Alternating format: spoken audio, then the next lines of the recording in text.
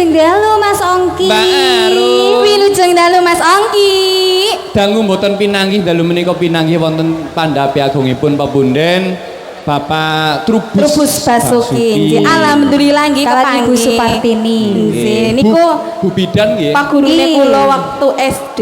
Sinten? Pak Trubus lah. Oh menika dwijanipun panjenengan. Zamane nyong SD Pak berarti nyong siki wis tua. Tapi Pak Trubus ajeg bae nom. Awet Nyong nom sing nggih, Mbak. tua maksudnya nggih awet muda nggih alhamdulillah niki kepanggih teng mriki nggih walaupun hujan.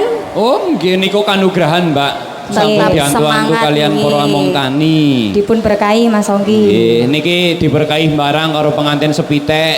Nggih. Nggih sih jejerku. Oh iya Mas, Dedek Hanung. Sudah sembuh ya Mas? Wis playon. Sudah sembuh? Alhamdulillah nggih Jan, gagahe. Mas Hanung, cita-citanya jadi apa Mas Hanung? Dalang. Polisi. Polisi. Oh, mantap jadi polisi. Jar kuwi dadi dalang. Semoga cita-citanya tercapai. Amin. Nggih. Dadi piyayi sing bener, sing sukses. Amin amin. Mbak Yuli, Mbak Arum, Nggih. dalu menika pepunden wonten ingkang parang rawuh kaleres tasih sederek saking Mengku Gati pepunden kula Bapak Supatmo Ganjel. Om Ganjel. Om nggih. Ganjel. Menika ngersakaken bocah Gunung Tayuban. Anci, niki ugi wonten pamundutan saking Buati Soto wonten pamundutan Gubuk Asmara nggih. Siap, siap. Menika ugi salam-salam katur saking anggota kepolisian Bapak Sujadi. Nggih, sugeng Wau ugi sampun kawis tinggal rawuhipun kepala desa saking Rogodadi. Nggih. Pak Kades ugi Bapak Suparlan. Oh nggih. Kirawuh.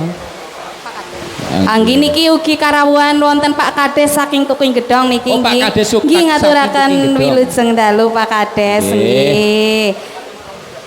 Kades Rogodadi ugi ngaturaken wilujeng dalu Bapak jan gagahe Pak. Tetep nggih pepunden kula. Pokoke.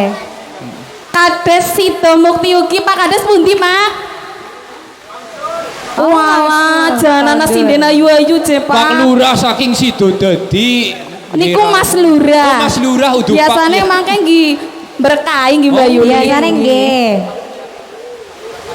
Nggih Pak Kades Kamulyan ugi ngaturaken wilujeng dalu. Alhamdulillah tamunipun menika para priyayi agung, para her-her rawuh dalu menika paring idi pangestu. Niki ugi wonten Mbah Aris saking Purwodadi Oh ugi. nggih, sugeng rawuh Mbah Aris. Jan rame sanget Mas walaupun hujan nggih. Lah nggih. Niki minangkani pamundutan saking Buati rumiyin nggih, mangke Om Ganjel mangke. Oh nggih. Derek Mbak, sumangga Buwati ngersakaken Gubuk Asmara. Asmara. Sumangga, Cok.